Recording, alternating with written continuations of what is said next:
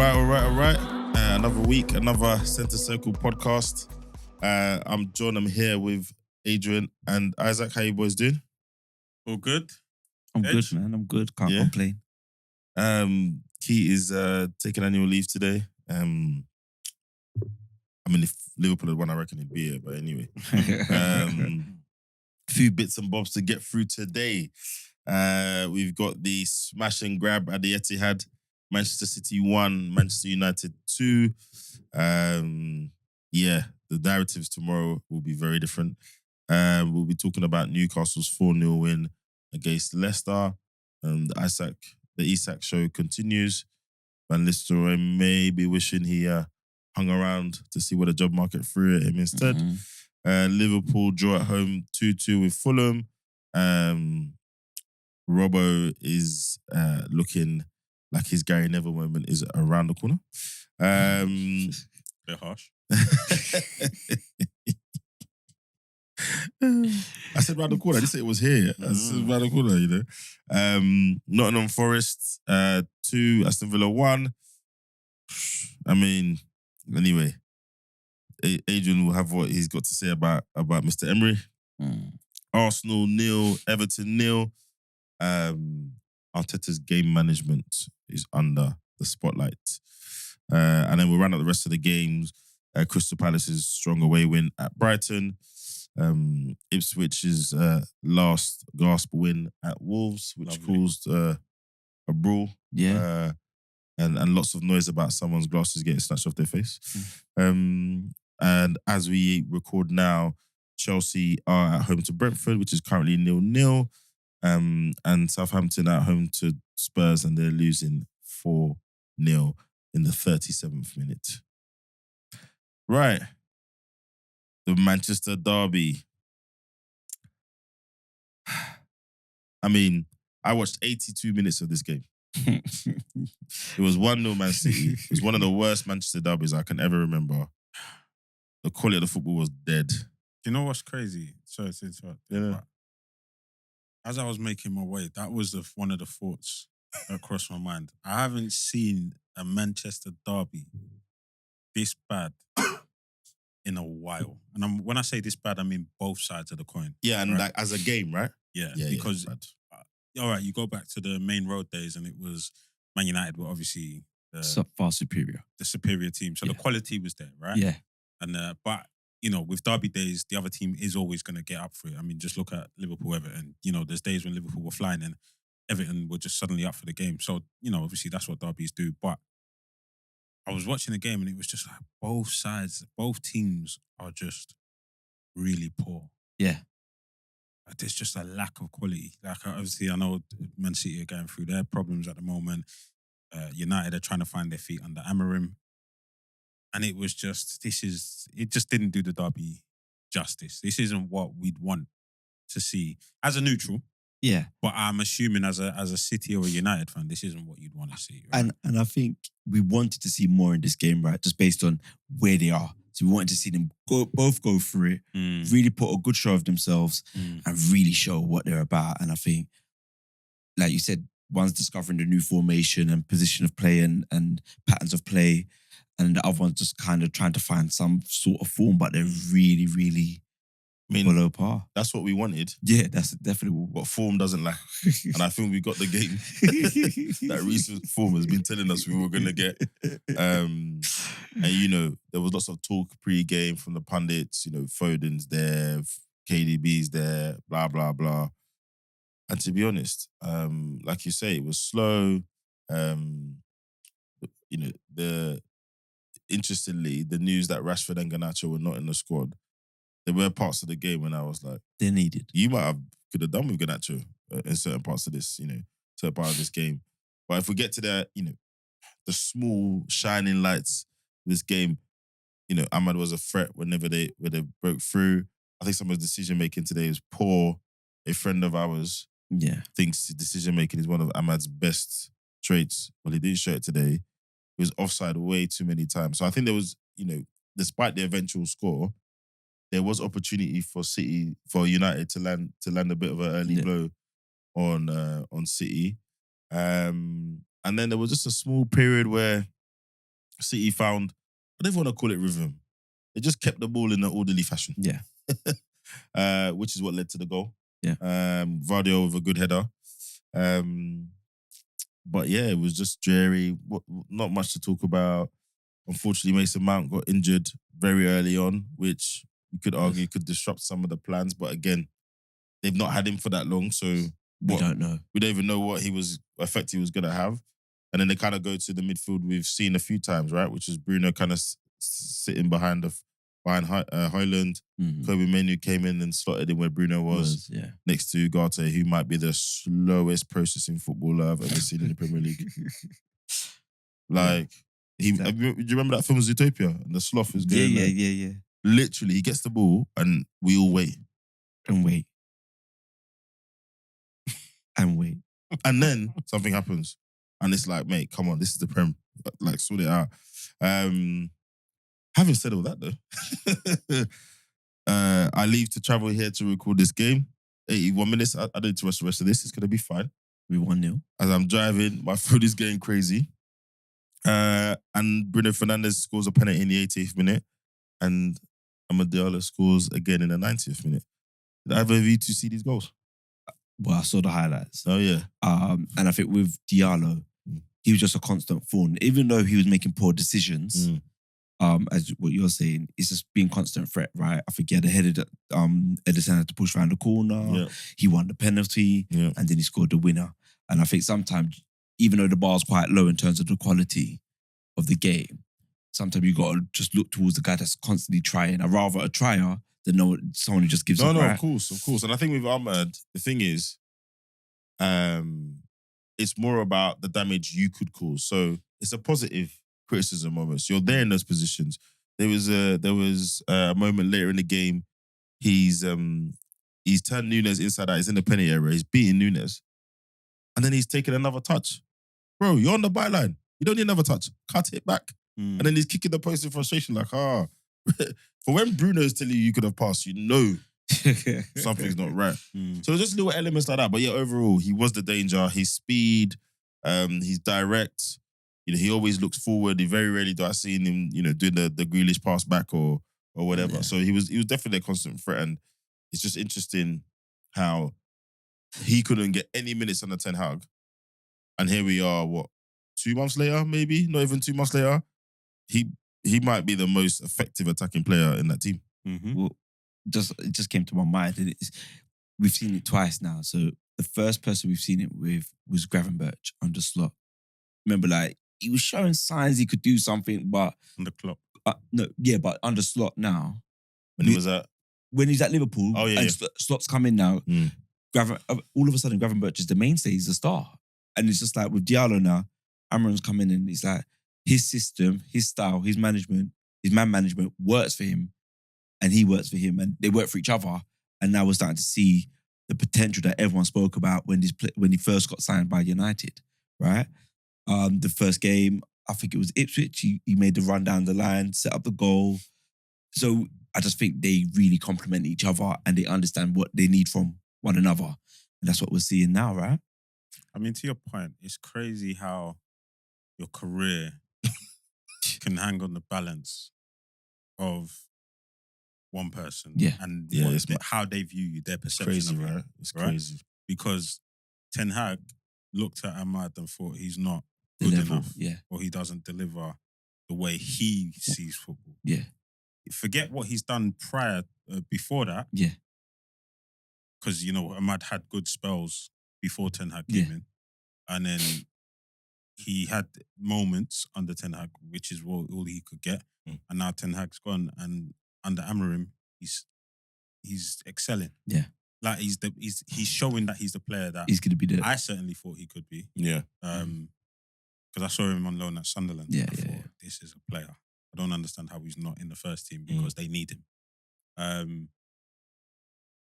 And to Gravenberch again, I looked at him before he came to Liverpool as a really good prospect, a good player.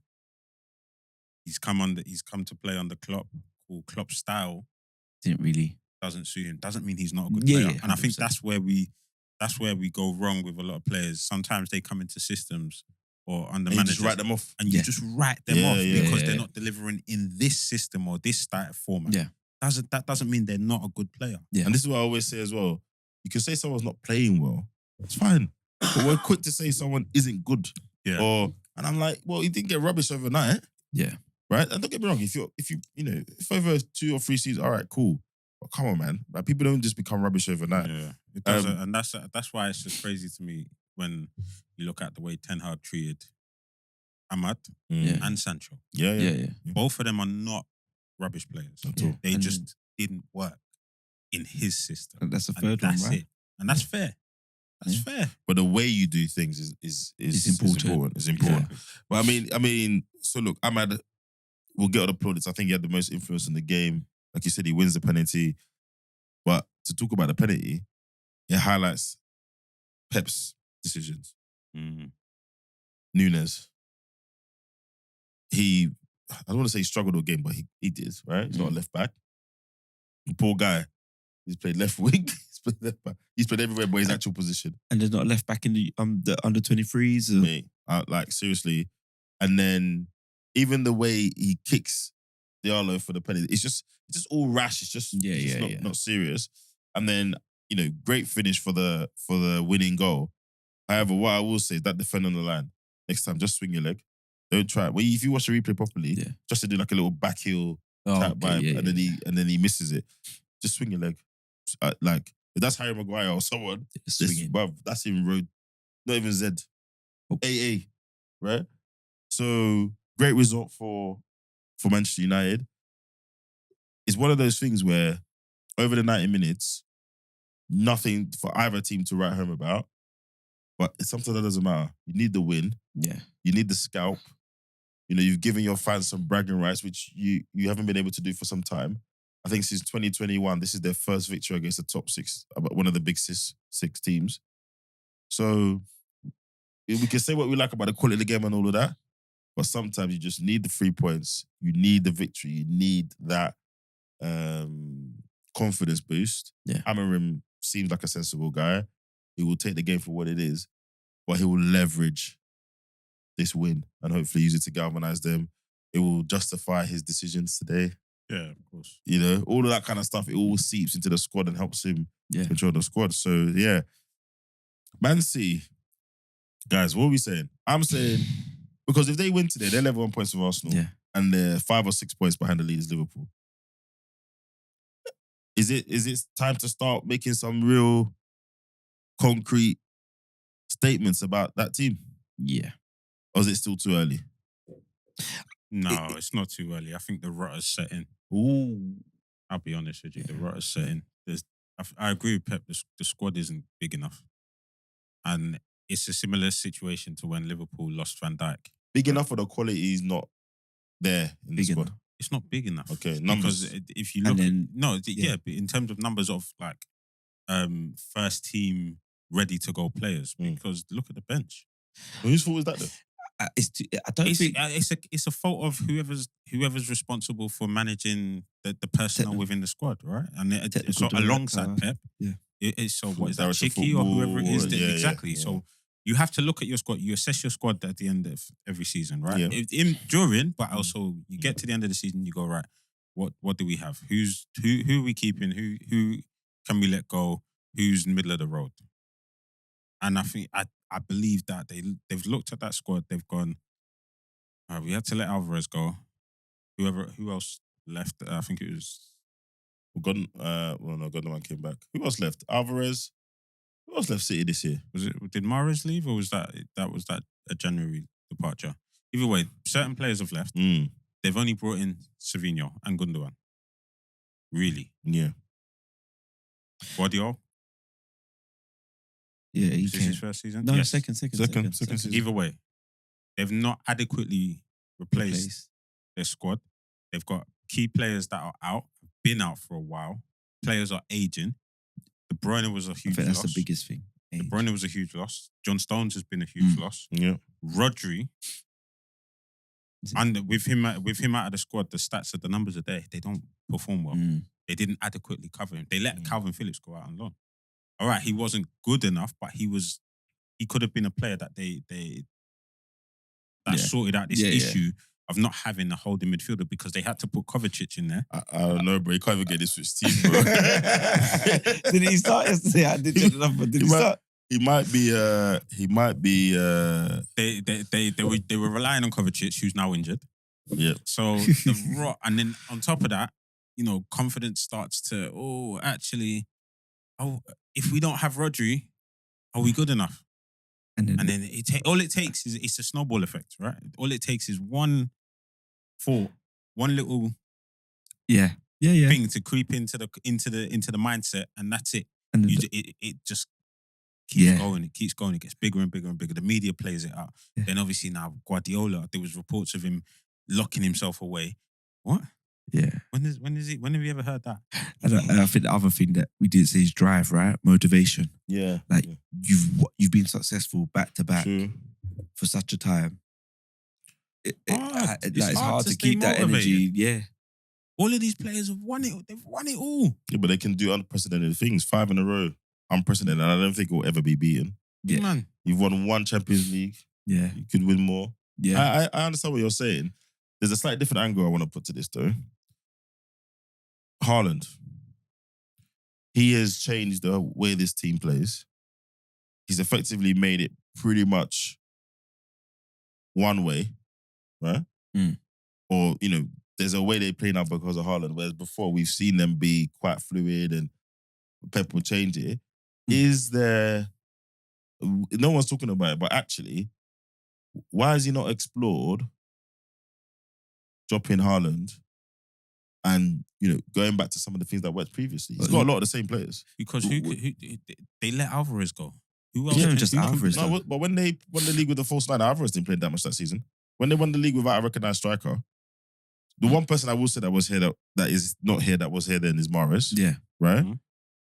But I guess the point I'm making is everyone talks about other teams not having a plan B. I've not seen the plan B from them. And I don't think it's just Haaland. I think I know, but because that's the like biggest we change look I at can think of with Grealish, us. the signing of Grealish as Yeah. well.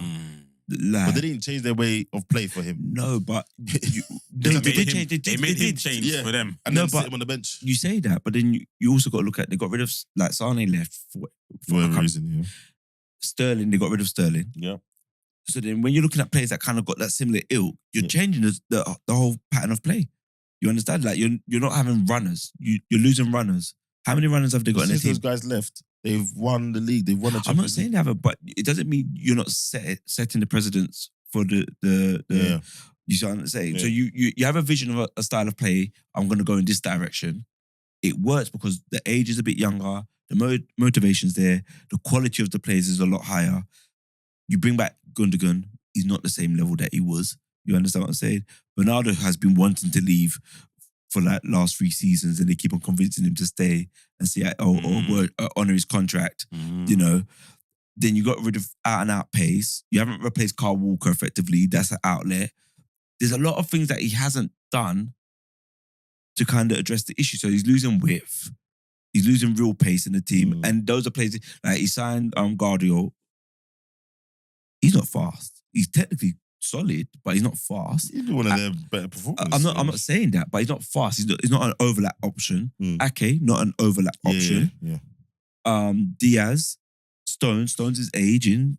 So when you start looking at it, things he's been putting in place for a little while, he's losing some of the fundamentals that you need in the squad, which is And pace. do you know what it is as well? They can't just throw money at the problem like they did in the earlier years, right? Of Pep's reign. This guy's not working, just go in the market and get another one. This guy's not working. Remember when they bought Danilo? Remember when they rehauled the whole defense? Yeah, they spent And like then- 100 million. They and spent then- like 100, 200 million on And then four. very next season, Yeah. they done it again. Yeah. They can't do that anymore. Yeah. So you're stuck with what you have. And also they've recently spent, right? Doku, Savinho. But I guess to your point, they're not spending in the right places. Exactly. Yeah. And I think also, even though some players look really good on paper, it's the litmus test, right? When you actually come in. So Savinho looked really good in Spain.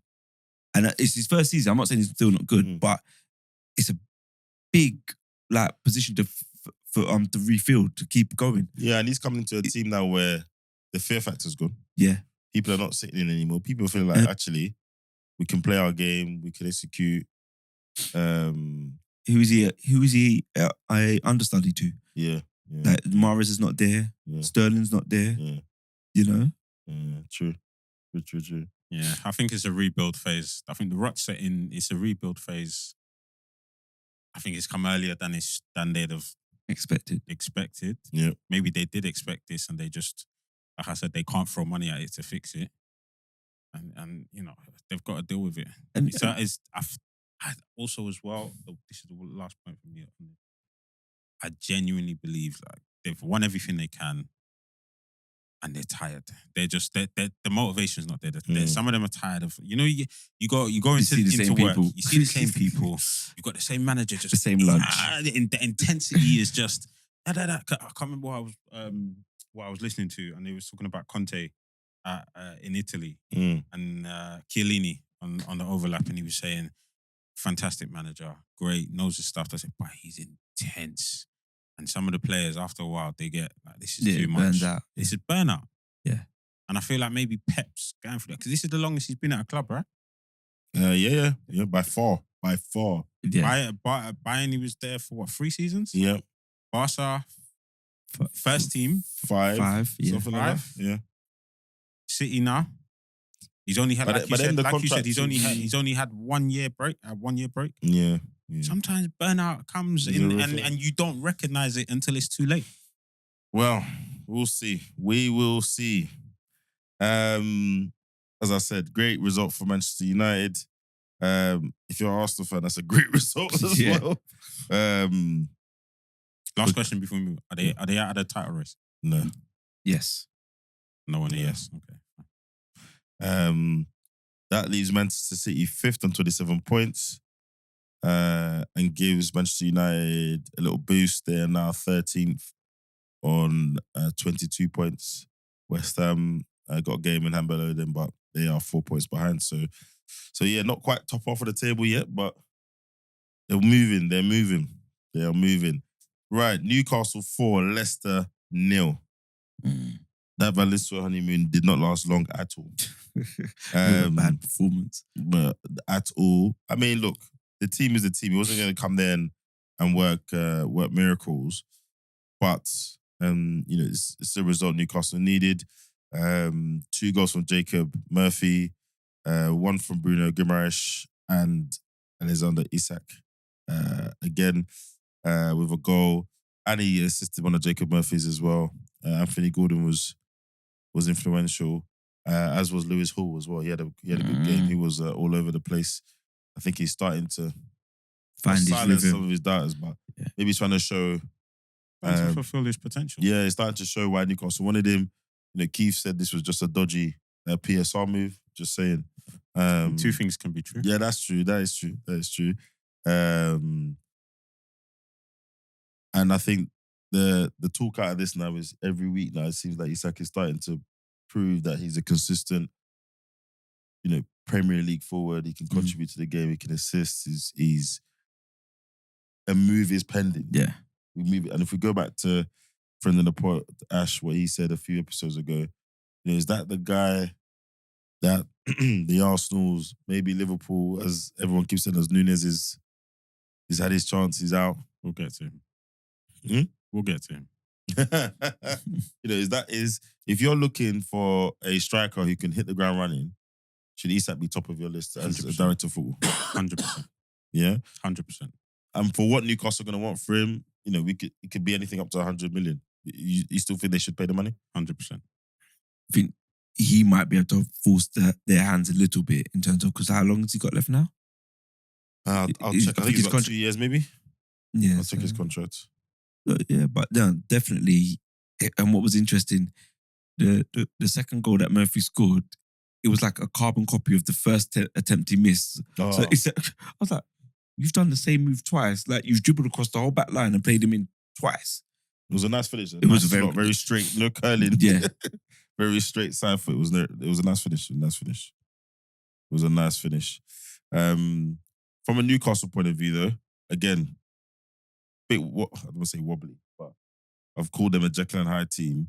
They're currently sitting in 12th. They've won 6, drawn 5, and lost 5. So inconsistency is literally their name. But these are the wins they need to be picking up at home. Yeah, definitely. But I think they're definitely victim of a small squad. So when few players are injured, you can see the real difference in how they approach the game or how they're able to approach the game. So like Murphy's been out for a little while. Not that Murphy's a well beater, but his attributes are highly effective, which is pace, yeah, and stamina. So he's up and down that line. He's a nuisance. Gordon's had to go from left to right. Isak's had the spells injured. Callum Wilson been injured. Yeah. So key players have consistently been injured for them, and they haven't been able to build upon that. Like even like Joe Willett got back in, right? I think he's injured again now. Oh, really? I think he double check. I think he got injured again the other day. I'm sure he did. So I think for me, it's the size of their squad that's letting them down. Yeah, Willock was on the bench. He came on in the 81st minute. Yeah. So, but it's more the size of their squad's the biggest issue here. That when certain players get injured, they really feel it. Yeah, Callum Wilson's injured again. Some of the centre back got injured. What's his name? Strootman. Oh yes, Remember? Yeah. He's been out for a while now. Yeah, he's been out for a good while actually. Yeah, Pope got injured. Botman, yeah. Botman, so yeah, Botman got Pope got injured for a little while. Yeah. So they've dealt with a lot of heavy injuries. Even Kieran Trippier played yesterday. I think he's worked his way back into the squad. I think even he played yesterday. I say even. But yeah, I think good win. Just to your point about Isak, he's got 4 years left on his deal. 28. He's not going. I think that's 9 figures. He's not going to be there. He's not going to be there that long. No, he's not. But in terms of the transfer fee, I think it's 9 figures. Yeah, you're right. It's got to be 9 figures. He's leaving. It's got to be this summer. He's got to strike with irons. Yeah, he's got to. Listen, from his days at Dortmund, I thought this guy has got potential. He's got real potential. His only problem was he was behind Lewandowski. Yeah. So you know you're not bigger barriers. You're not gonna displace him. And he left. He went to Sociedad. He didn't set the world alight. His numbers weren't spectacular, but he still showed. But it was a proven ground, and it was an opportunity for him to show, look, I can play. Yeah, I can lead the line. You know, and he came to Newcastle, and that was the step up. And he's come and he's done his job. He's done his job. He's put in performances. He's scored important goals for them. He's led the line. It's now time for him to take the next step. Big six, whatever you want to call it, top 4, consistent European playing team. Yeah, should be picking him up. Yeah. Arsenal, if I don't understand how that's not just a given. We are Arsenal. We need a striker. You're at Newcastle. Newcastle aren't consistent enough. Yeah. Let's make it happen. Or maybe it is, and they just don't want to make it obvious, which then feeds into the price. Yeah. Right? Yeah. That inflates the price. Liverpool, like you said, Nunes, they need a striker. Yeah. But we've got Salah, Gap, or whatever. We've got an abundance of opportunities up top, but we need an out-and-out striker. So I can't see him staying at Newcastle any longer, especially if they don't get a Champions League ball. Who comes in for him? Maybe even a European team. I was going to say, obviously, he'll have European suitors. So yeah, got to be seriously interesting. If he carries on like this, but who would be who? I only see 2. Who? Barca and Bayern. I don't see. Barca are not taking it. They've got Lewandowski. Oh, there's teams in Italy, you know. that are playing regular ball. It's not going to be Inter because they've got Lotti. Yeah. Lautaro Martinez. Napoli, maybe. Well, they've got Lukaku. Exactly. So Napoli, maybe. AC Milan. This guy. AC Milan.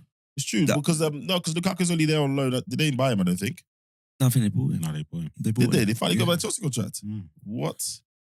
But what about the money? Do they have the money to pay out on the transfer fee? See, this is it. That's why I say, like, when I said I can only see. Yeah.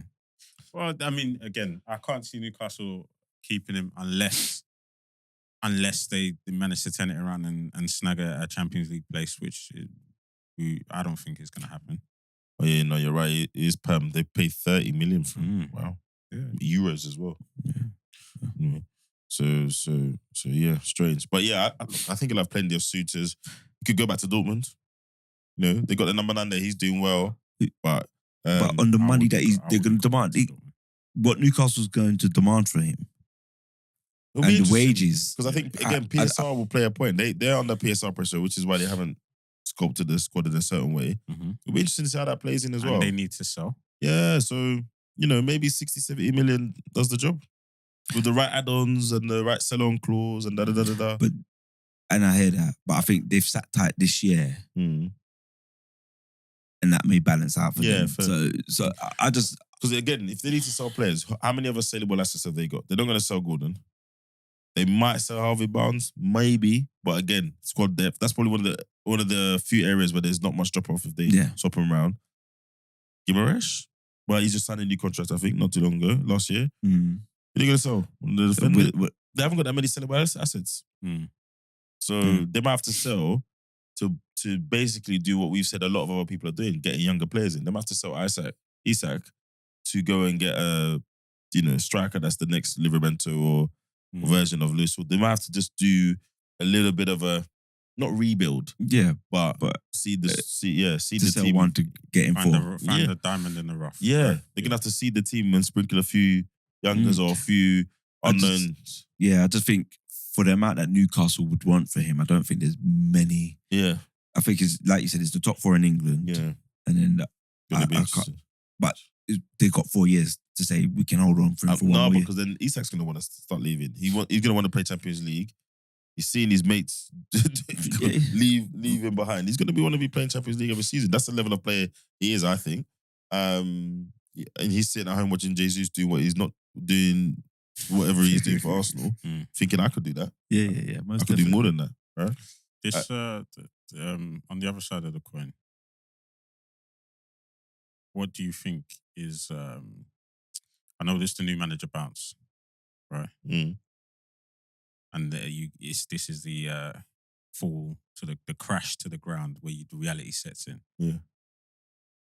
Is it a panic moment for Van Nistelrooy?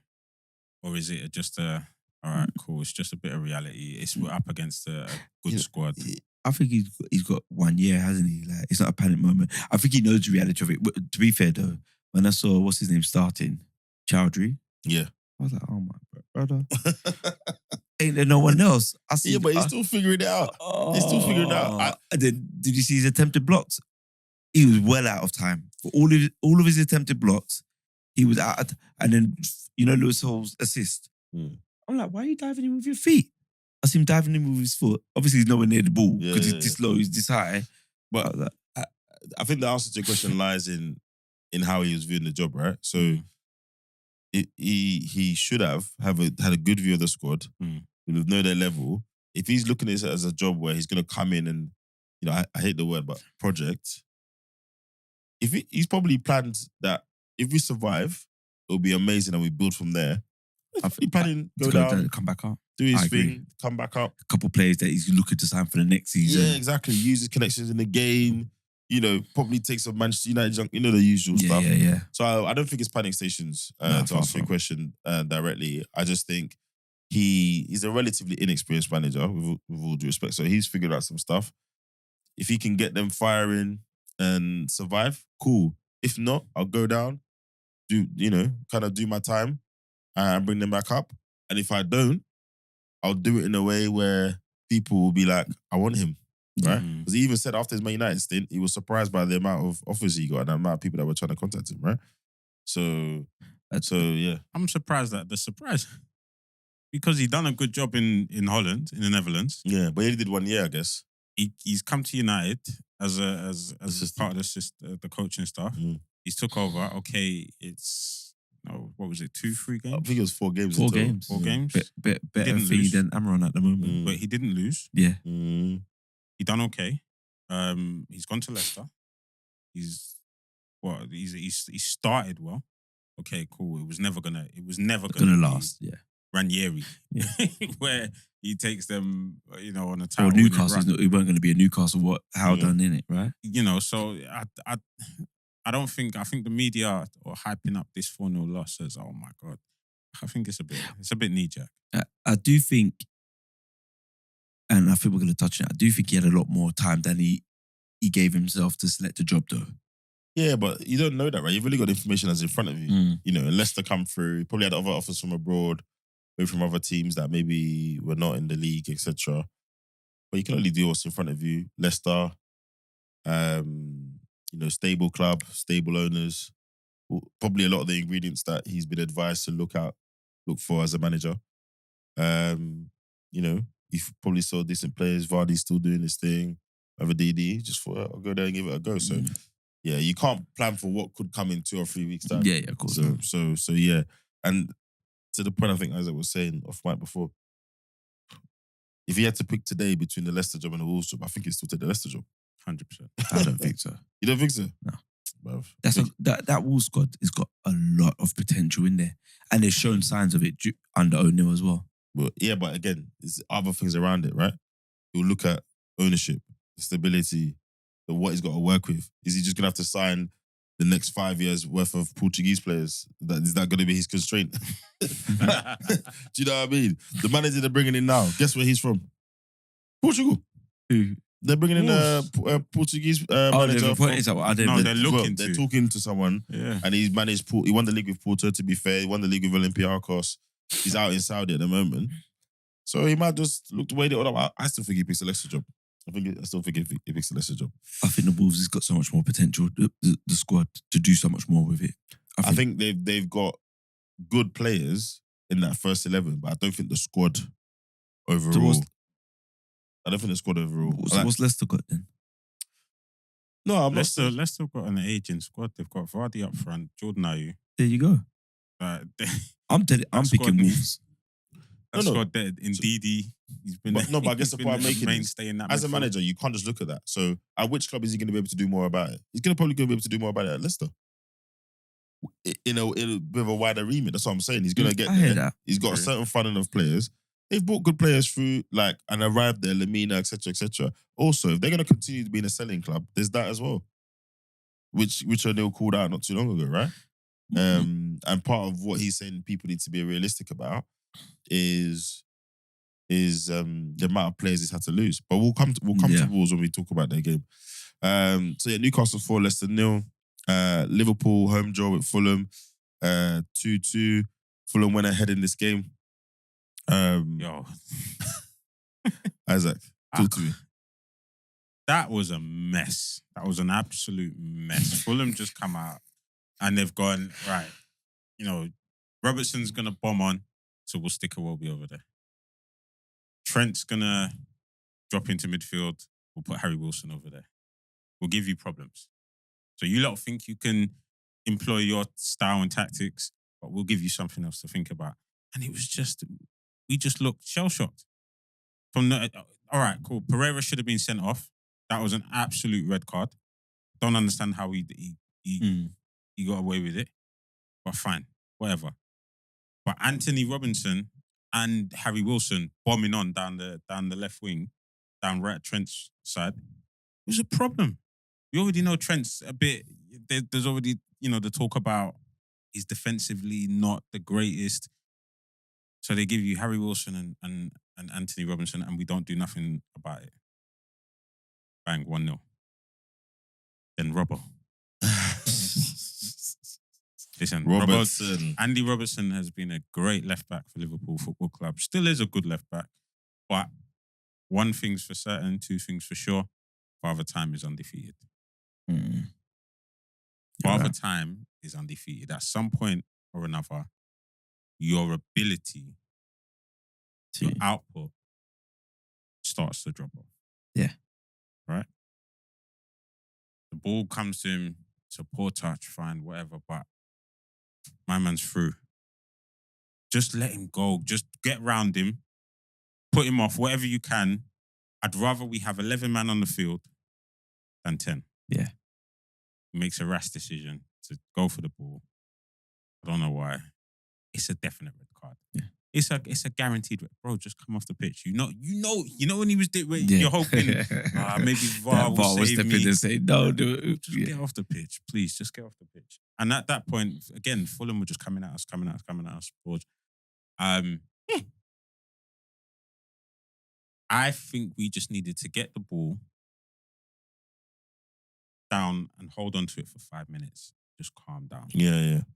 But they didn't want you to settle. That was the game plan. Yeah, That was they the didn't want game you to plan. settle. Don't let them settle. Don't let Because it once set any Liverpool kind of rhythm, settle, then they and get we a can rhythm. pass the ball around and get into our rhythm, it's long. So I think Marco Silva done an excellent job of Tactical tactically. setup, yeah. It threw us off our game. We were all over the places. And, unfortunately, they couldn't fully capitalize on it because we did settle down and get back into the game. Yeah. I mean, they're defending for Jota's goal. Jesus. You're not beating Liverpool at Anfield, you defend like that. No. No way. It's basically a power league goal. He had three Fulham defenders around him and he's managed to create opening and beat the keeper. One for the keeper. That performance from Jota for me is bad news for Darwin Núñez. Yeah. Bad news for Darwin. 100%. He's been out injured. He's had that window to This was your stake the opportunity claim in it. To stake it, yeah. To even your to the flag point, in the ground and say, even to the point, I can do a job. Even to the point, certain games, Slot was starting him, dropping Diaz. He's had opportunities. Yeah, he's had a good window. He's had a good window, really good window. Like things that we complain about, like at Arsenal, saying just give Ethan, just play Ethan. Nah, there's no issues there at Liverpool. Diaz, played. Núñez can't. Yeah, Even Darwin Slot can't say come out anything. the other day and was like, "Look, I would love for him to score. He's just not scoring." Yeah. What that's that. What can I do? Yeah. I'm He's putting got him the in the platform. squad. Yeah. I'm giving him the opportunities. He's not scoring.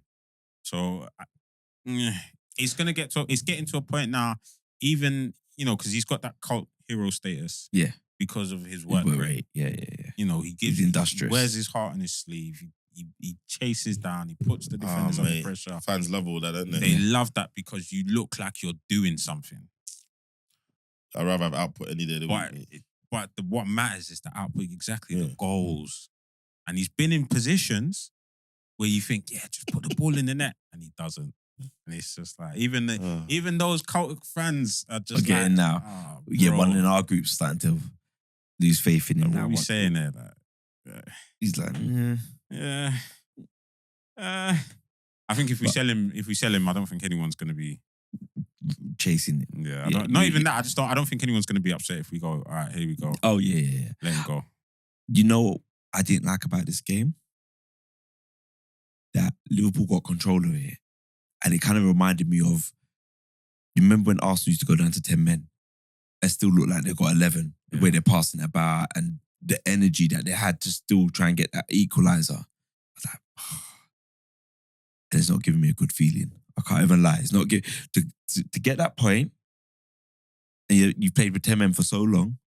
That doesn't give me a good feeling, because that means the belief is in the squad now. And when you got people who's won it, Salah, VVD, come on, bro, Trent. But even people like Gomez, when you speak to all these previous title winners, right? The Cities, Leicester Cities, they're more recent, but United, Arsenal, etc. They always talk about the players that people don't talk about, and say those are the people that come in. They're around every day. They're in training. They give you a certain something, right? We joke about the John O'Shea's and the Ji-Sung Parks, but they're the glue. Yeah, they were there for a reason. They are the glue. Yeah. So even when they were those people, there are people there who were there when you were pushing City. They were there when you won it that year, and they're still sprinkled around now. Do you know what I mean? So they can help and push the guys and understand. And then you got people like McAllister. He hasn't won the league, but he's won big stuff, right? He's won big stuff, right? Gavin Birch has been at a club and felt the expectation. This is his second chance now to be at a club expectation, and he's coping well with it. So there's just lots of little things that, unfortunately, he's falling in, are coming together, right? But if you're Marcus Silva, you had a plan. It was working. You didn't plan for Robert to get sent off, but he's now helped your plan have a bit of breathing room. Yeah. I'm not going to lie to you. At that point, Adama Traore would have been on the pitch. Or 17 minutes in, bro. Exactly. What you just You're said. But he's played too much. Exactly. What you're saying, Harry Wilson. Harry Wilson. Harry Wilson. Hold Thank it. you, bro. Get off. Adama, deal with him. I'd have put Yeah, Adama but there's no Traore point. on Andy Robertson. To do what? Robertson was gone. But To kick the ball off whoever was when he left gets to back. the byline. No, but it's a problem. No, it's not a problem. Because It's the he end result. maintains the pressure. The pressure of him just running at the defense. Bruv, you know what? I hear what you're saying. The end product, you still need the end product. Bruv, you know what? Having a Adama Traore is like it's on the pitch. It's like having a sprinkler, right? The pressure's in the pipe all the way. It gets a sprinkler. This is going everywhere. Yeah. That's what it's like. Having Harry Wilson is like a hose. You can point it and it gets to where it's going. Yeah, So, I hear it. do you know what I mean? I hear it. Imagine having him. Imagine having him on the pitch. Yeah, I don't know. But sometimes you need that wrecking ball. You need I the get it. Darwin I Núñez get it. effect, the chaos I get effect. it. But you're playing against Liverpool, every part of your team needs to work 99% of the time. Yeah. Yeah. So you get to the 76th minute, you go ahead, Muniz, he had a bit of a hot streak last season, he's coming back into things. He must be thinking, right, 20 minutes, even if you get the crazy 20 minutes, we keep it going. So some people will say you go to Anfield, you take away a point. That's a good result. Yeah. But when you start a game like that, Yeah. when someone makes a mistake and leaves Liverpool with 10 men, Yeah. you get to the 76, 77th minute and you're 2-1 up. You must be thinking, you know, if everyone does their job, we can take this home. So there must be a tinge of disappointment for him. And I don't think it's unreasonable, No, definitely not. you know? Definitely. Because again, I look at that Jota goal, it was poor defending. It wasn't even like it was a good goal from Liverpool's point of view, play-wise, but it's not like he did anything spectacular. That's a goal that was preventable. Yeah. Fully preventable. I agree. He's, letting him turn. You know what they say? Don't let your man turn. Bruv. If he's got his back to goal, he's receiving the ball. Yeah. Don't let him turn. Jota's been able to receive the ball, turn, and beat you in what? 2 moves. And the way the table is now, they win that Very game. poor defending. They're 8th today. They win that game. They're 6th behind Man City. Mm. No, actually, they'll be 6th behind Man City. So, and I'm just looking at the substitutions by slot. Yeah. Brave, you know. But he's been doing that. He has when I'm been doing looking that. you didn't bring on make a another sub. defender. You took off Trent and brought on Jota. And you went with all 4 of them in the forward position. But my manager's taking off Rice and bringing on Jorginho. I was like, you really wanted this point. You took off a defender. Yes, you dropped Gravenberch to be a bit more defensive. Mm. But he said, no. Jota, Gakpo. Yeah. We're going Diaz. for blazing. Because all right, they've gone up. What are they going to do? They're not going to continue attacking. Exactly like you said. 20 minutes to go. Let's just lock it down. Mm. So they're not going to continue It's true, applying but pressure. and maximum damage is done, right? So whether they win 2-1 or 3-1, we're losing. Exactly. Yeah. So I might as well go for it. Yeah. So No, but that's what I'm saying. Like, it's like either damage limitation, because some managers go, all right, damage limitation, let me put on another defender to stop them getting at us and we lose one guy up top. He said, no. I'm sending another guy on, another striker on. It's brave. That was a great call. That's one of the substitutions that I hate the most is when a team's winning 1-0 or 2-1 and sometimes they just bring on a defender and actually then you take the pressure off the team and you give them a chance back in to score the equaliser or score the winner even sometimes. I get you. You see what I'm saying? So, but he's done the opposite. I'm bringing on another attacker. I'm not going to tighten this up. Let's go for it. Going for it. Yeah. And I don't think it's that crazy. No, it's not. Because if you look at the game, we had 68% possession. And that's what I was saying. Fulham themselves come out and said it felt like That's they what were I said. still 11 man on That's the pitch. what I said. Remember? No, but Yeah. so I don't think it's crazy. I understand what you're saying, but you said it was brave. I don't even think it was brave. I just think it was the right thing to do. Look, we're already controlling the game with 10 men. They've scored. They're gonna sit back. Let's apply more pressure. I hear you. It's I not hear like to your point. I understand that, like you said, you make a certain type of substitution, and then it just it puts the ball in their court, right? Yeah. No, the ball's already in our court. We're Yeah. already applying pressure. They've scored. What's the worst that can happen? We're gonna go for it. Take off Trent, you. and we'll add on another option. And Jota the slaughter. He came on and just he just showed why he's so important to us. He always comes up with important goals. You just got to stay fit though. Yeah. This is it. So I think, it's just about managing his minutes now. Yeah. I don't think we'll see him start anytime soon. That we're saving grace for Nunes then. Yeah. That's what we'll get in minutes. Yeah. And so just to add to that as well, why Liverpool are becoming scary, just one last thing. Gakpo's starting to perform. And he's been performing for a while. But he's just in there. He's a nuisance. He's over the last 15 games. He's been doing something, either creating a chance, scoring, assisting. And when you got three guys like that, yeah. Right. Fulham, another good result for Fulham. They're carrying on. I think Marco Silva is not talked about much, but again, I think next decent job that comes up, he's gonna get talked about. Before we move on, just quickly, Anthony Robinson. Is it knee jerk? All this stuff that's been brought up about him being one of the best left backs in the world. So. Well, what in the world? They're talking about the Prem and they're talking about the world. On the world thing, relax on that one. Well, okay, let me not be flippant. If you're one of the best performing left backs in the Prem, by proxy, you're one of the best performing left backs in the world, right? It's one of the best leagues. Some people say the best league, and I don't agree all the time. But it's a top 3 league, top 2, top 3 league. Mm-hmm. If you're the best performing, or even if you're the top 3 performing left back in the Premier League, then by default, you're one of the best left backs in the world. So yeah, fair. But I think what comes into performance. I use performance strongly. And I agree. I think the other thing that comes, because I was looking at his performance, he's been incredible, is how does he fare internationally? Does that transfer into his international football as well? And he's showing his dominance there. But right now, when I've seen him play, I've been like, whoa, this guy, he's going to get a move. I don't think they can hold on to him much longer. He didn't get embarrassed against Saka. He didn't get embarrassed yesterday. I mean, Salah was good putting. He was beating him. He was beating him, but he didn't get embarrassed. Yeah. He wasn't like most left backs get. They're basically not there. Yeah. Right? And I think that, when you're 15, 16 games into a Premier League season, you can say someone is at a level. And he's one of the key reasons why, along with, we talked about Anderson joining as a key signing for them, but there's another reason why that defence is operating the way it's operating. I like him because he's relentless. Yeah. He gets up and down that left wing. Yeah. He's not afraid to put in challenges against whoever he's facing. He's started adding assists in his game. The only thing I would like to see from him is just a bit more finesse. Okay. He's a magnet in his for yellow. Passing, in his all round. He's a magnet for yellow cards. So that would talk to he's very aggressive, isn't he? He's quite aggressive, but there's a way of channeling that aggression, which is the finesse. Right? Where is he like Glenn Johnson aggressive? No, I think more. He's more aggressive. He's like.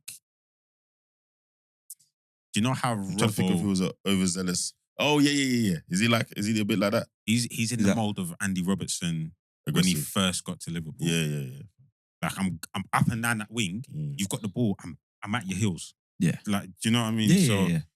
I think if he just has a bit more finesse, which will come with experience, more time. But he's old though. Yeah, but you know what? He's seasoned, should I say? He's 27. He's been progressing. He's The last 2 seasons. And his career is quite interesting because he's been in the lower leagues for a little while. So I think he's been at Wigan, done a little stint at Bolton. Listen, he's done Everton. He's 27, just turned 27. Yeah, he's in the prime. They say they're prime. He's in his prime. Yeah, he's in the prime. I'd like to see a bit more finesse from him. Oh, he was at Everton, and I think maybe a move to a bigger club. Yeah, maybe on the cards if he keeps this up. And again, as we talked about already, people are looking for good value, can hit the ground running in the Prem, etc., etc. Okay, so not the best result for Liverpool, but not the worst because no one else capitalised. Well, Chelsea are capitalising at the moment. 1-0 to Chelsea. I think it's starting in the 73rd minute against Brentford. But Arsenal definitely didn't capitalise. We'll come on to that game shortly. Next, let's talk about Villa and Forest. So Nottingham Forest beat Villa at home 2-1. Last minute goal from Anthony Elanga after John Duran. Can't keep this up, surely. John Duran scores in the 63rd minute. Every time he started, he scores. Yeah. I think he's got 5 or 6 starts this season. He scored every time. Milenkovic scored in the 87th minute. I think it was another set piece. Again, another header. I mean, he's a giant, to be fair. So He's been a very key signing. Yeah, he has. For Nottingham Forest. Yeah, he has. Very key. He has indeed. And then, as I said, Anthony Langa, 93rd minute, steals in to give Villa another loss. Now, the thing is, if you look at this on just names, you know, Villa shouldn't be losing to Forest, etc. But you look at the table, no, that's a team that's been, in and around the top 8 of the Premier League, basically from the beginning. Yeah. So that's always going to be a tough game. And they've got results against the top teams as well. Sorry? And Forest has got results against the top teams as well. So they're at home. So if you go to any team that's near the top, in stronger parts of the table, away, it's gonna be a tough game, right? Yeah. So I was ready to come in there and talk about Villa, but I had to kind of step back and say, well, forget Forest as they are now. Actually, in the form they're in and what they've put down this season, that's not an easy game to go and win. And I think there's some injury issues that Emery's dealing with. So he played Matty Cash right wing. Yeah, he did. And then you look at the bench, who he has as options. Buendia could have played there, but he's more of a flow training. I don't think he fancies Buendia. And he doesn't fancy him either. So Barkley's been chipping in recently, but he didn't play him until the 91st minute this game. Onana's back from injury, but again, they didn't feel it to put him in to start. Watkins was on the bench. Ramsey's injured. Yeah. Do you think the kind of indifference that Villa are seeing at the moment, the kind of inconsistency in form, is a hangover of Champions League football?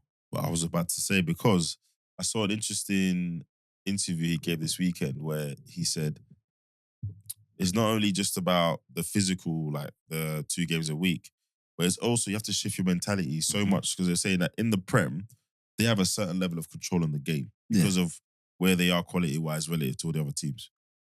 But in the Champions League, that's slightly different.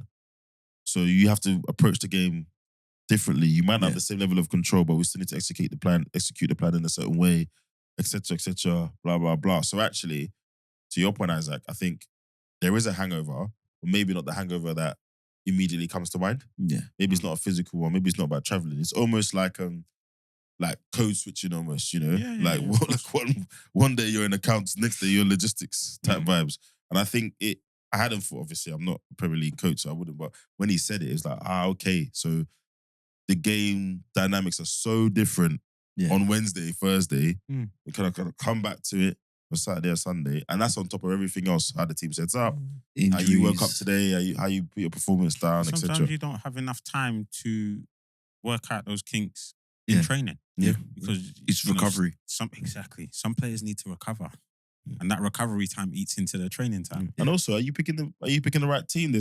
Again, I saw some chatter online, is he picking the midfield he could be picking?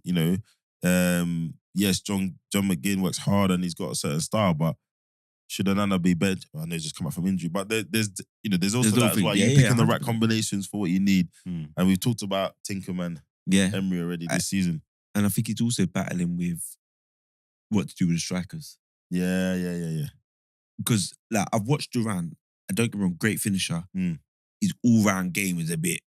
Oh, really? It's not as strong as Watkins. Okay. It's decent, but it's not as strong. Is that because he's not getting enough time to hone it? But this is consistency 100% to work those kinks out. And I agree with that, because I was I'm getting subbed on at the 60th minute every game. That's not enough time for every me. time the Bookers are shooting. And exactly, literally. And the only time I get to start is in the Champions League. So then I don't get. All right, I'm starting, but I'm not in the mindset of the Premier League. So, and that's the tricky situation he's got now. So he's got a midfield and defence that plays towards Watkins' strengths, and then they're trying to adapt to Durant.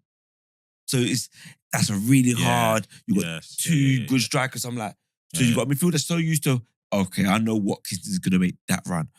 I know I'm going to play it into him this way so he can hold it up for us to join. Mm. And then you got like, I'm going to run. And they're like, And then Duran starts and he keeps dropping in. But I want you to run. Yeah. So, but then you can't ignore one person getting that many goals every time he starts and come off the bench, he's scoring. But I think that's one of the few good problems he's got, you know? I mean, I want to know what happened to Leon Bailey, like his drop off. I know he's been injured. I think he's been injured, but even when He's dropped off before then, yeah. He's drop off. They sold Diallo to Saudi. Maybe that was a I remember the PSR other day, I can't remember what game it was. Bailey came on and he subbed him off. Yeah. He's injured at the moment. Yeah, But So- he wasn't injured when that happened, and that has an impact on your confidence, especially when it's not tactical, it's not needed, or it's not required. Yeah, so there's some interesting things there. I think Emery would say, look, we were ahead of schedule. This squad still needs some sculpting. They did make some major signings, Onana, Tielemans, etc. I think he would argue, if you look at that, then, you know, Morgan Rogers has probably been a success so far. He's a young player, but he's doing well. He's playing every week. He could probably justifiably argue for another summer window, I think, personally. If you look at how the typical turnaround time to get a squad to a certain level, and even though Steven Gerrard was underperforming massively with that team, factually he can say, look where I took the team from to now I'm ahead of plan. Even though you say, well, hold on, bro. Steven Gerrard should never have been there with that team anyway. He probably has got an argument for having another summer window. And you know, I just thought of, on paper, it looks like they don't miss him. But Douglas Luiz. Yeah, massively. I think they miss him. On paper, initially, you That's got a Tielemans, good you got Barkley. Yeah. I don't even think it's on paper. I just think No, on paper, you look at nothing it, on paper. I don't miss him because Nah. No, I'll initially. be honest. Okay, so for me personally, he's right. I'm looking at it and think you've bought Onana, who I rate, right? Not me, but Yeah, I know you don't. but he's a decent enough cover Yeah, I think he's a good player. with Tielemans next as well. Yeah, then Tielemans, we had that conversation on the pod early days. You know, is it a great signing for them, etc.? But I thought they had enough to cover. And then they bought Ross Barkley as well. Yeah. So and then you said, all right, they got McGinn. Yeah. So you said, actually, Kamara. they're stocked in here's the the area. thing. I've not thought about Luis once. What? I haven't either. One of those players can do what he does. No, I hear you. But when you look at a collective, you're saying, actually, But you're not playing them as a collective. no, you are. You play No. Onana and Well, you're Tielemans playing together. three of them You're together. You're playing yeah. three of them. Who? Onana, Tielemans, and McGinn. Well, Kamara. And then Kamara. Kamara. And, McGinn's just come back in, yeah. and then And I'm Barkley as not well. including McGinn in that because McGinn plays further forward. But Which you what shouldn't I'm be saying- doing, but anyway. But what I'm saying, If you're looking at just direct in the middle of the park, Yeah. really, It's Onana, you're looking Tielemans, at and Kamara. exactly. Yeah. and Ross Barkley.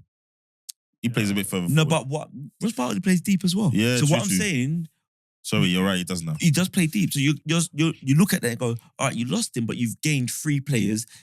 Individually, they can't do all, but collectively, one's stronger I'm just pass trying to than check, is he actually getting game time out there? Because I heard Thiago Motta's he's gone not- there. Yeah, he's not. And he's he's doing put a a madness. nice He's yeah. struggling for game time at Juventus. No, but They should get the him fans back are on not loan. feeling Motta either. They're not happy because he's playing really defensive.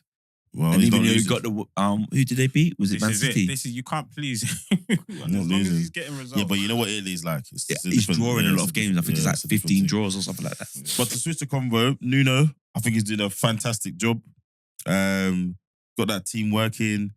Some cast-offs, we can say, right? Langa, Hudson-Odoi, Gibbs White. Morgan Gibbs White's playing well.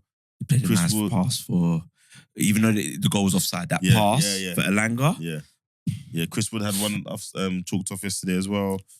In that Defense, game, they're good. yeah, he's done a bit with the defense. Olaina's playing football I didn't know he was capable of. No disrespect, but Mm. do you think, you know? And I heard someone one of the journalists, you know, somebody who watches a lot of football, say right now, Aina's one of the best right backs in Europe.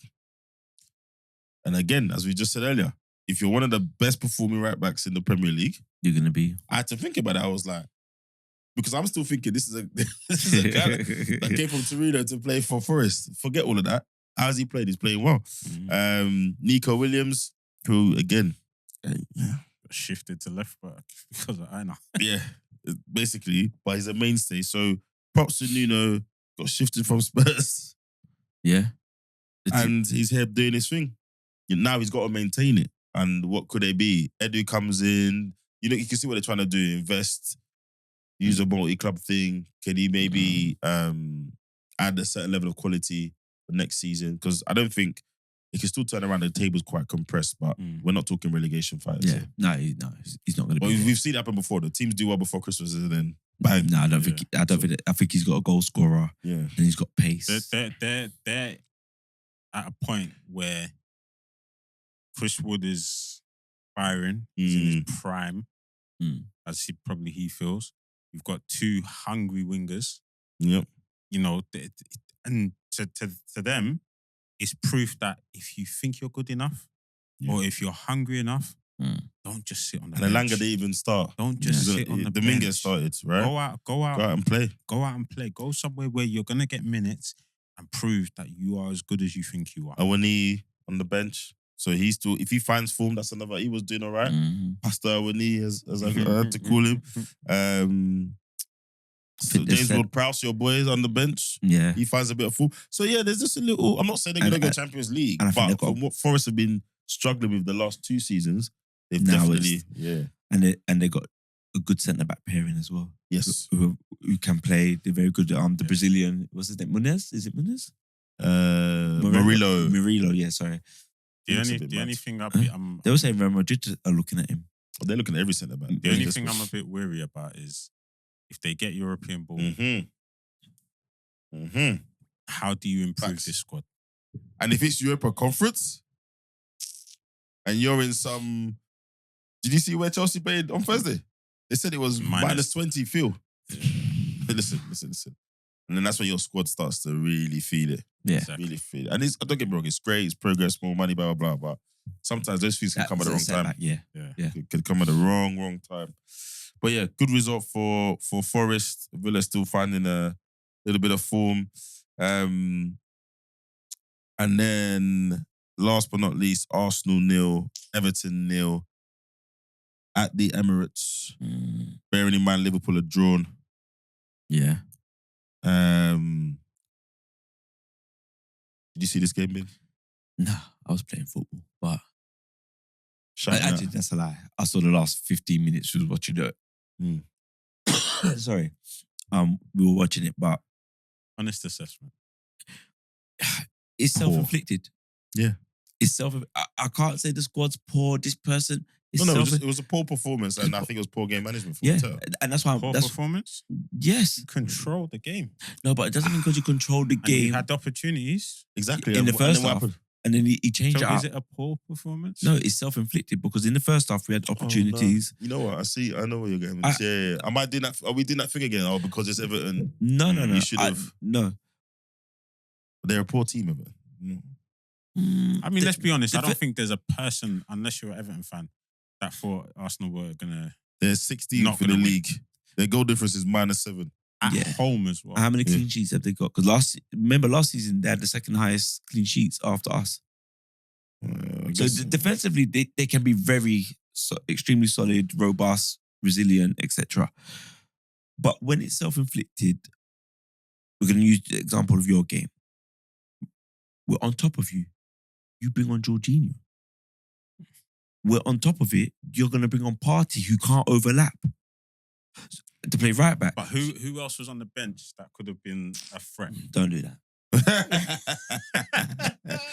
No, so look, Ethan Ranieri he came on, but you even had Sterling. I'm not saying Sterling, but you got so many attacking options that you're refusing, and you're going to bring on people that are going to slow down the game. Not being funny. So again, you're going to take off Martin Lewis-Skelly, cool, and put Timber left back, but you got Tierney that can play left back and overlap to give you that extra bit of width. I just think that there were some interesting decisions made, and some of the subs. He was trying to bring on fresh attacking, but maintain the defensive piece. He didn't change the balance. Does that make sense? Yeah. So, to the example we used earlier, where you take off Trent and you bring on, he was changing the balance. You know what he said afterwards has some truth in it, but it still goes to the point of the what you chose. It just didn't work. So he said, I brought in Ranieri to change the rhythm. I get that. He plays slightly different to Odegaard. They wouldn't know his pattern, blah, blah, blah. But you got to change the balance. We were peppering them and it still wasn't working. So tip the scales a little bit. Right. Tip the scales. Right. Yeah? Go for it at the back. Bring on, like you say, was Sterling even on the bench though? Yeah. Yeah, Sterling was on the bench. Like, even if you say, you know what, we're going to go 4-2-4 and we're going to go really attacking. I play Odegaard as a deep midfielder next to Rice and then let Ethan, Jesus, all of them on. and I don't want to be dismissive and say, oh, well, you know what? It would have been worth the risk of losing to chase the 3 points because, you know, this is a team. We lost the league by 2 points last season, so every point counts, right? But it didn't look like there was much danger of that happening. Well, I mean, he took off Marino and brought on Jesus. Yeah, That's kind of tipping the balance, right? go on. Then I would have gone. I agree to your point. If I'm in his shoes and I'm at home and it's Everton, yeah, you're right. 3 at the back, bring on another attacking presence, and see what comes of that. Was it a case of that? Did Everton set up? Do you think Everton set up to just not lose? Yeah, they set up defensively and they set up to block our right side. I don't know if it's a case of he thought we're gonna go for it here. I think it's just I'm asking because it's Sean Dyche, it's Everton. yeah, but you didn't get that vibe of going for it? Yeah, No. Yeah, exactly. You weren't going for it. That's my point. We're at home. We need these points. Well, again, let's be honest, right? We're not at a stage yet where we need these points. Yeah. Which is why it's even more annoying because you can get these points before we're at the stage of we need these points. Yeah. That's 2 weeks in a row now where Liverpool haven't got maximum points. And you've not capitalised. Not capitalised. Those 2 games, I think we would have been 2 or 3 points behind. Then it's a different conversation. Yeah. And again, we're coming back to the rotation thing. Yeah. How do you create hunger? How do you create passion to be part of the title run? So, bro, do something a little different. What? Look at the game against Nottingham Forest. He changed up the whole front line. Yeah. Even though Jesus didn't score, it was knocking it about, bopping it into. But I'll tell you what, though, this is what I love about the game, though. Yeah. And he said this. When Neri comes on, he scores. You're the best man. It's the best sub. 100%. 100%. But So he didn't. sometimes it is about the players do what they need to do. And again, to be fair, if Arteta's obviously thought there's enough there, I don't need to take that extra unnecessary risk. It's Everton, like you said, we're peppering them. There's enough quality and incision there to do it. But I guess my frustration is you have all the information, you have all the stats, you have everything there. There was no need to be that conservative with that team. 76% possession, but only 13 attempts. Bro, how many shots on target? 5. That's what I'm saying. And you got Come on. So what is that? That just sounds like side to side. That's And what it was. So tip the scales. Go for it. Not being funny. I like Martinelli. He's gonna come under scrutiny. And I like Trossard. But you're putting him up against Ashley Young, and he's doing a job on them. Yeah, proper job. 39. Yeah, that's insane. Ashley Young's 39. Proper job. I genuinely thought Martinelli would give him a problem. Because you know how he's direct. He's head down, get to the byline, Nope. dribble at him. Not the current version of Martinelli. Nope. Yeah, and you put Timber left back, he's going to come inside. And then the issue with, don't get me wrong, Skelly is good, but he's a bit of a Timber, ain't he? So he comes inside, he's not going to overlap, he's not going to give you that extra bit of width. He's a midfielder. He's a midfielder. Yeah. He's a centre midfielder that can play left back. He's not going to give you the overlap. So say, all right, let's stretch this a little bit. Let me put Kieran Tierney on. Or actually, let me be a bit more creative and put Sterling as a left back, but give us the width to overlap. Something. Come on, bro. I mean, Roger's coming on in the 66th minute. He's not causing you no problems. I don't know, man. I don't know. But shock, Ashley Young got a yellow card. Like clockwork. Yeah. It's guaranteed. Anytime Everton play against a top team, you put a little Young number for in. it. Yeah, He should be for foul and yellow, isn't it? He should be in everyone's acca. So Guaranteed. look, good result for Everton, of course. Go away to one of the leading teams in the Prem and get a point. You know, they need every point they can get. They're in 16th on 15 points. Game in hand over Leicester. Leicester are on 14 points. So, but for us, it's not a catastrophic result. Don't get me wrong. It's not. But Is it one of those results like the West Ham game a couple seasons ago, or was it Southampton where you drew? I think Southampton was because of Ramsdale, but no, we lost to Southampton again, didn't we? no, we drew. We came back and drew 3-3. Oh, yeah, I think. we drew 3-3. I think it's more like, do you remember we lost to Villa and then we lost to Fulham? It's like those two games. I don't think we're there yet. But that's my point. You win these games. So when you get those games, because you get to the end of the season, I don't think we're going to have the same type of run in the last season. I think you guys either run away with it or it's much, it's done a lot earlier. Just what I mean? So either you guys run away with it, so this just carries on. Or we just keep the same gap. Yeah. Or you fall away. Either way, I think it's done relatively early. It's not going to go down to all the last two games that we need. I don't think that happens this season.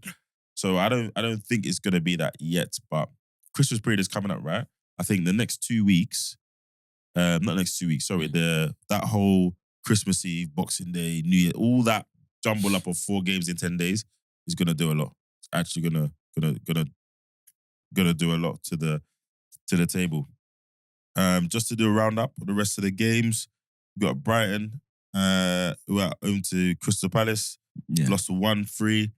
Brighton haven't won in 4 games now, which was a surprising stat for me, but much needed win for Palace though. Yeah. Well, that's 2 good performances, right? Yeah. So a draw and a win. They're putting something together, right? And they're getting the formation. It's no coincidence that the games that they started to perform again is Eze's back. Even though I can't remember where I was, and someone, or in a group chat, and someone was saying they want more from Eze. You know what I'm saying? Yeah. Well, he's just come back from injury. And actually, his levels is that good that he's going to bring the performance up. Yeah. So they're doing really well, right? You got Mateta that's doing well. They've taken the gamble on Sarr, and he's returning the favour for them. Yeah, like he's starting to find his feet, isn't he? He's finding. At first, I was thinking, ooh, the Ismaila Sarr we saw at Watford, is he never coming back? But he's looking decent. Who was out? You know, I was listening to. I got to get. There was a guy on YouTube, and he called out Sarr. He said it'd be a gamble for Arsenal. He was saying it'd be a gamble worth taking for Arsenal. He put in some good performances for Watford at times. Done a little bit from us, but he was linked to Liverpool at one point. Yeah. When he was at Watford, I think he was linked to. He was heavily linked to Liverpool. And so I think Palace. I just don't know where Palace are, because next week they can lose again. But that's the Prem right now. Everyone's having that season where they have 2 good games, 3 bad games. 3 good games, 2 bad games. Yeah. And that's what's keeping everyone together. And I saw quite a bit of this game, and it was just interesting, you know, they didn't give, it's similar to what we were saying about Fulham and Liverpool, right? They didn't give Brighton the time to set into rhythm, because you know, if you let those guys get on the ball and start getting into their rhythm, they'll bop you off the park. Yeah. But, you know, they really packed the midfield. Will Hughes running around like some American pit bull terrier, flying into tackles. They really constricted their space. They were super compact. So it's like, you know, Glasner had a plan. They executed it. Sarr comes up with a couple of moments. Finishes. A couple of moments. Trevor Chalobah opened the scoring for Palace. That goal was a bit comical, if I'm honest. Yeah. A bit of a ping pong. Then he finishes it. Even Brighton's goal. Yeah. Mark Gayo in goal. Oh, that was Clearance unfortunate hits though. him, Yeah. Unfortunate. Eddie Nketiah. Now, before we get to his chance, I feel like he came and had a positive impact on the game. He was being busy up front. And I think he's been asked to do something a little bit different. So I'm thinking, okay, he's going to come on as a number 9. And actually, he was out wide quite a bit on both sides. Just get around it. I think he's a little bit more mobile than Arteta. Yeah. So he got the assist for Sarr's second goal. And then he's put through... by the way, how Nketiah was winning any headers against anyone in that defence, criminal. Was it him or was it Mitchell that got the assist? No, it was Mitchell. Tyreek Mitchell got an assist for the first one. Oh. Yeah, Nketiah got an assist for the second one, flick on. And then Lewis Dunk, I don't know what he's doing, but he's not the quickest guy, to be fair. Sarr gets there before him. And that kind of breakthrough and that kind of just to the right of the middle of the penalty spot happened 2 or 3 times against him. So again, Dunk. Nketiah's through on goal. I'm thinking, right, he's going to score his first Premier League goal for Palace. And I guess so did he. So he thought, let me do it in style. And he It wasn't quite a dink because not a dink where the keeper's already gone down. The keeper was still standing, so he thought, I'm going to chip it over the keeper, which he did, but it went wide, and it was bloody embarrassing. Yeah. It was bloody embarrassing. When you haven't scored a goal, just slot it, bro. Yeah. Slot it. Low and hard. Yeah, in the corner. Yeah. It's 3-1. Make it 4-1. Cap off your position. And then after that, he just kept losing the ball. His head was gone. Yeah. You think it's a confidence issue with Nketiah? 1 trillion%. 100%. What, in terms of him reaching level or just today's game? No, just No, I think it's more generally than that. I think it's confidence and ability. No, I think it's confidence because when I've seen him before, even when he came on today, he was playing way better, more like the Nketiah we kind of seen. He's generally a confident individual from what I see and how he plays. But you could, after like, it just wavered him. It just wavered him. So yeah, I think overall, I think it's confidence. I think the Mateta pressure is not a small one, right? Because he plays, he scores, he's doing well. He changes that front line dramatically when Nketiah starts and then Mateta comes on. Obviously, he's taller, he's stronger. Yeah, it's a different prospect. Yeah, it's a different prospect. But look, by all accounts, Glasner's a good coach. I think he just needs to have a bit more depth to the team, which is hard. But maybe as he goes again in the summer, he gets some more money, he can strengthen in various places. Because again, you look at that team, you look at his starting lineup. Again, they've bought well. Lacroix looks like a great centre back. Obviously, Gay is Gay. Trevor Chalobah, good pedigree. So they will say we saw that there. Tariq Mitchell, good player. Jefferson Lerma, I'm still on the fence about. If I'm honest. Yeah. Daniel Munoz, he's all right, Is it Colombian guy? Yeah. He's up and down, right? Yeah, he's all right. He's actually all right. He's got a few touches here and there. Will Hughes, not gonna lie, I've said a few interesting things about him, but right now, no, he can play. He's the engine in that midfield. You know his biggest fan, Troy, is going to be like, I told you about him. Troy Deeney's going to be big his boy. And player. then you got the front three, the way they're setting up now, Mateta with kind of Sarr and Eze at either side. So it's a relatively strong team, but it's not Premiership strong. Do you know what I mean? Yeah. If we compare them to the Brightons, the other people around them, if you did a combined team, Eze gets in. Who else? Gay, maybe Lacroix. Yeah. Then that's it. Then we might debate a couple about, Baliba, all these people get in before them. Matoma, they all get in. They all get in, right? So they definitely need to do a bit of work there, but he's got to stay in the Prem. So good result for them. And Eddie, please take your time in it. Wolves 1, Ipswich 2. I think the 10 minutes after the final whistle was more interesting than the 90 minutes before it. Yeah. But another loss for Wolves, which has resulted in Gary O'Neill being relieved of his duties today with immediate effect.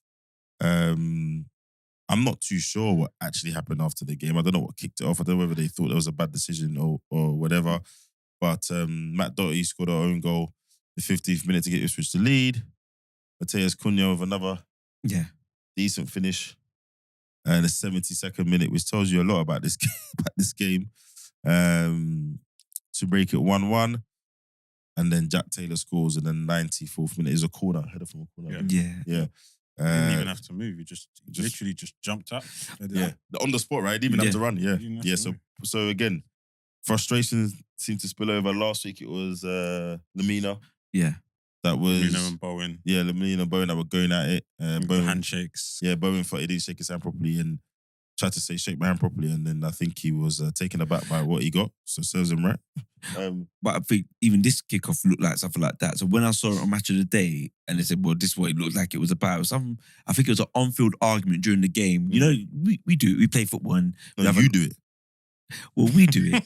Have a little push and shove and a little words Anyone who exchange. listens to this that has played football with Angel will know exactly what I'm talking about. That's not true.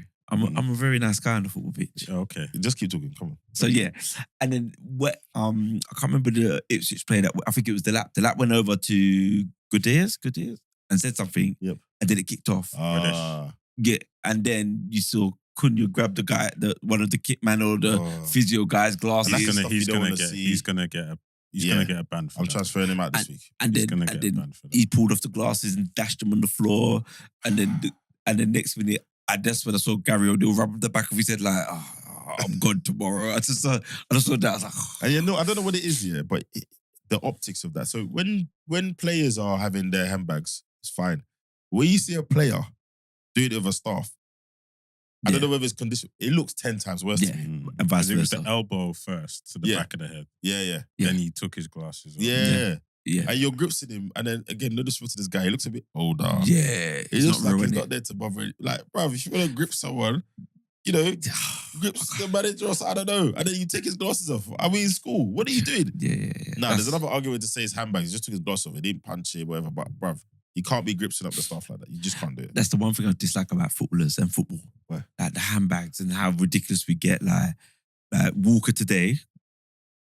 I don't do that stuff. Carl Walker today dropped on the floor. Oh yeah, that was embarrassing. That dive. Pot, kettle, black. That's all I'm thinking. Who? Just Me? talking. Yeah, I know. No. I know. And then my man today, the forearm, but you're picking the oldest guy.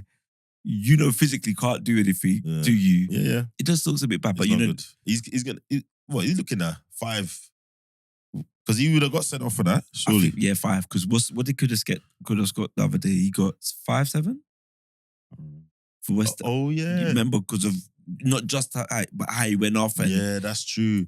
Oh, he might be and they can't do without him. They're just Yeah, about 'cause he's- surviving with the form he's in. yeah, Well, Yo- Nori got sent off. Yeah, your he'll boy. be missing. And yeah, Nori got 2 sent off. yellows, Yeah, -2 points. minus 2 points. But Cucurella got sent off. Whoever got him as well. Nope. He's You in- got him. Well, Ash has got him. You're not having a good week, are you? Nah, I got 26 points. Yeah. And Mad. I sub Embremo. I know, he scored. Yeah, because I was watching closely, eh? Yes, very much so. Because every week you want to come in there and talk to us about your fantasy football, but this week you didn't want to mention it. But Well, don't you worry, know, listen, if you have gotta another week a bad like day this, once in a while, if you have another week like this, I'm catching you. Just you're not. know. Are you through? Look at the points, bro. Bro, Seriously. I put the points in the group. You saw the points difference between Okay. us. I'm looking at the points difference now. Isaac can't come to this table. No. That's why I'm not involving him.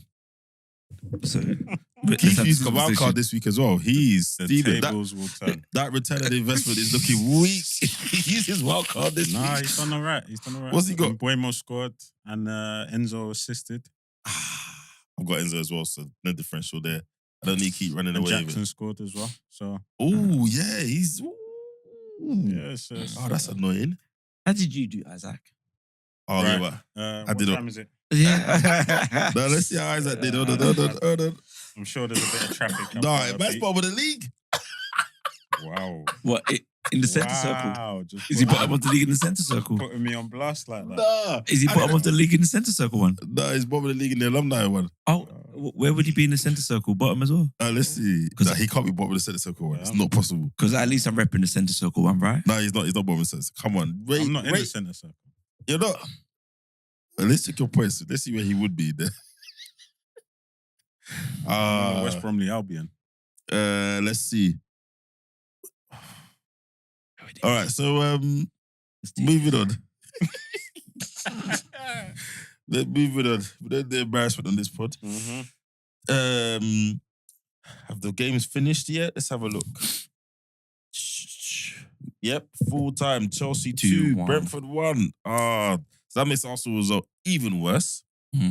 That's 4 points now. Spurs 5, Southampton 0. And everybody who transferred in Dominic Solanke this week, you are not happy. And it's Madison's day. Madison just needs love, you know. Yeah, he just needs an arm around his shoulder. Yeah. And the worst team in the Premier League to play against. So that now means the table is looking like Chelsea are second on 34. Bless you. On 34 points. With Liverpool leading the way with 36 points, but they got a game in hand. The game in hand we are all going to rue. Arsenal are third on 30 points. Nottingham Forest are fourth on 28 points. I don't know how many more times I'm going to say that. Manchester City are fifth on 27th. With Spurs, after their win today, going up to 10th on 23 points. So again, still a jam-packed table. Separated a little bit around 14th, so a 4-point gap between West Ham and Man United. Man United in 13th after their win today. West Ham 4 points behind them with 18 points in 14th. And then once you get to 13th, you've got a difference of 3 points all the way up to 6th, sorry. That's how tight the table is. And then you got a 2-point jump. And then as it currently stands, Manchester City are 11 points behind Liverpool, who have a game in hand. Ah, dear. So, quickly before we go, Pep Guardiola, he's been under a bit of pressure recently. And let's talk about the squads, etc. And he's looped back around to this whole too many games piece. And his point is, we're going to start needing 30-man squads soon, which I think is interesting because we've already got the 5 subs. Yeah. Now he wants more players in the squad to deal with the amount of fixtures. And he tried to use Chelsea as an example, which I think is interesting because you can only register 25 players anyway. Yeah. So, and I don't think you can change that registration through the season. Well, you can, but you have to deregister someone. And when the window opens, you can... Yeah, so even then, they still have to make the call. They can still use the same amount of players you can, Pep. Now, what he might say is, for Europa League, he could play this. They registered some players who are not registered for the Prem squad. Yeah, right? so like Cole Palmer's not register registered. Cole Palmer for Europa Conference League. Yeah. And stuff like that. But the thing with the Chelsea squad is a lot of them are under a certain age. Exactly. So that's a loophole within the registration. Okay. Also, they count as almost under 23 players and all that stuff. Yeah. So if you look at a lot of the players that Chelsea bought, they were all under 23. Yeah. And tied them onto long-term contracts. So you've found a way around the 25-man registration. Yeah, like, let's buy the best talent under a certain age, bring them together, and hope for the best. And people are saying, well, look, not most people. I did say on here that, look, I thought it was going to be next season. I didn't think it was going to be this quick. Yeah. That actually there's some method to their madness. And whilst the way they've done it shows a bit of inexperience, what we were hearing at the time is they were looking at people that were regarded, the players we regarded as you say, some of the best young talent who actually had league experience. So some of these players they were buying from France, etc., they had 50, I think one of them had 100, I can't remember who it was, had 100 games in Liga. Madueke had X amount in Holland, etc. So they were looking for a young talent that had played first team football. Then they went and got some of the guys who play Europa Conference League who have got, potential, but maybe they weren't there yet. Is that starting to come through to fruition, or actually are we just seeing Marasca's level of work, plus they've got a generational talent in Cole Palmer, someone who was regarded as a generational talent in Sancho. So you've got a few key pieces that actually in any team would be doing what they're doing. No, I think it's a mixture of both. I think that the talent has come to the fore quite quick because when he came in, quite quickly he said, "No, this is the squad I'm working with." Yeah, got rid of Sterling, got rid of Chilwell. He said, "We're chopping down the squad." He said he's clearly defined who's playing in what competitions. Right, you lot are in the Prem. The Conference Leagues for you lot. Yeah. The Cup is in between. And do you think that certainty has helped some players? So if you come to me at the beginning and say, listen, this is when you're playing. This year, you know what it is here. Conference League, that's your thing. That's where you're fighting with these guys for either being on the bench, whatever. So you've already taken away them crying about not being in the squad on a Saturday or Sunday. You come in, you put your flag in the ground, you say, right, this is what it's going to be. Yeah. I don't know what was happening before, but this is how it's going to be. Fall in line or over there. Yeah. And that's it. And a lot of players sometimes, that's what they need. They need someone to come in and go, this is what it's going to be, like it or lump it. Yeah. And you've got 2 choices. You either accept it and work, or you sulk and you get pushed to the side.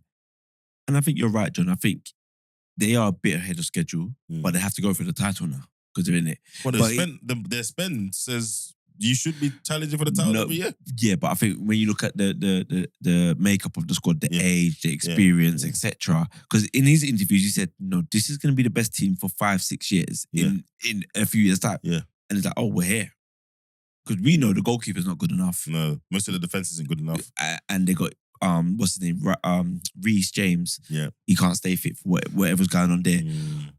But their forward, the midfield, and the front line is so good. Any of them can pop up with a winner, and they can put in a performance. And do you know before what? They buy anybody. And do you know what's even better for them? They've got European ball early. Yeah, So it's not a case of when we get to European ball, how are they going to manage with the additional fixtures? No. We've got European ball. And what's even better, it's not top level European ball. Yeah. It's okay. It's Guideline. It's a guide level it's of, the bottom level of European football. but it's still the But experience. you still have to deal with everything that comes with European football. Travelling. The travel, the preparation. extra fixtures, the squad rotations. And some of They're the Prem dealing with squad, that early doors. yeah, some of the Prem squad are in the conference squad Are as playing, well. It's yeah. just certain people like Cole Palmer and a couple others So who didn't. by the time they get to, because let's be honest, they will get either Europa League or Champions At League least Europa football. League, right? Yeah. You're already aware of what comes with it. Yeah. So Yeah. by the time you get there next season, you've now stepped up. They're gonna take it in their stride. And maybe that's It's how not he gonna. keeps. It's not gonna be a knockoff. Yeah, it's true. And that's how he keeps a lot of the players happy, right? Someone like Nkunku is not going to be happy. Obviously, you were out for a long time with injury, but he stays injury free. You got pre-season. Let's say, like you said, there's Europa League next season. That kind of almost taking rotation out of it for some people actually is not a bad thing, right? You're going to play more in this competition than that competition, which is a lot better than the message most managers have to come and deliver is that you're not in my plans. Yeah. So he almost had two levels of message. Chilwell, Sterling, you're not in my plans. Guys, the plans I have for you is Conference League, majority. Yeah, you might play Carabao Cup, you know? Yeah. And then these guys are doing Premier League, FA Cup. So yeah, and we'll be the rest of the world have been deceived thinking this is massive squad, but actually it's the same squad, he's but got he's just 25, managing them in a set way. But you know what I just thought what came to, which is kind of scary, the ones that are not playing, that are on a long-term contract, some of them are like, all right, cool, you're not happy? We'll sell you. We're going to make a small profit on you 9 times out of 10. Yeah. And they're just buying another youngster. This is a great project. Yeah. I want to be part of that project. So I think it's a Because win-win. they've got that new Brazilian, the new Neymar or whatever. What's his name? Yeah. So? Esteval. Esteval. Yeah. I mean, they got the Jamaican. Have you seen the Jamaican kid they got? I can't remember his name. I have to send his name. I've seen clips of him. So they're doing that whole kind of talent factory piece. But to your point, come through. We're giving you minutes because you're playing Conference League. Yeah. We'll make a little money. We'll do buybacks. Yes. We'll do sell on. High level talent coming in. We keep you as long as we can. And by the time we're ready to sell you, you're at a point where we can make a profit. Yeah, we can take advantage of inflation and the transfer market. And also, whatever level you're playing at before, coming here is a higher level. Whatever teams you're coming from, you weren't playing European competition. Yeah. You weren't in and around it. And it's not going to work for everybody. Yeah. But over the period, again, if they stick around, we're hearing that there's friction between owners, but if they stick around this project, like he said, 5-6 years, a lot of the takes that the old guard, you know, as I call them, the cabal, the punditry cabal, it's not aging well. It's not aging well. It's not. And for Pep, it doesn't look great because the system is nothing spectacular. It's just a plan that they went with. And I think whoever's in charge alongside Pep, they're not implementing a plan that's going to continue the success that they've had. That new director of football has got his work cut out. Yeah. He's really, really got his work cut out. And I actually think, as sacrilegious as it is, he might have to think about getting rid of him. Or him saying to the club, we need to speed this up. Obviously, he's the greatest manager ever, blah, blah, blah. Do we need to speed up this transition to the next Amorim? So we've already lost Amorim. Yeah. Do we need to speed this up? Yeah. Because otherwise, imagine coming in as that director of football and you've got to live with whatever Pep is becoming. Yeah. If his powers are waning, whatever Pep is becoming, your first, not big job, Sporting is not a small club, but your first job at the elite level of world football, and you kind of got this Pep stone hanging around your neck for your job. He might have to make a big call and be like, guys, if you really want me to succeed, we're going to have to speed this up. Yeah, we've got to move him on. Yeah, it's too much. Next phase. Yeah, I need to get whoever my Amorim's going to be and let's go, you know? And they're going to cycle into a younger, top youngers. That's where it's all going now. They have to. Yeah, that's where it's all going now. To. It's good now. All right, well, another week. Amorim, I said your honeymoon was over, but I think you just got on another plane, lad. As always, please like, share, and subscribe. And we will be back next week after the Carabao Cup semi-finals and another round of the Premiership. Peace. Peace.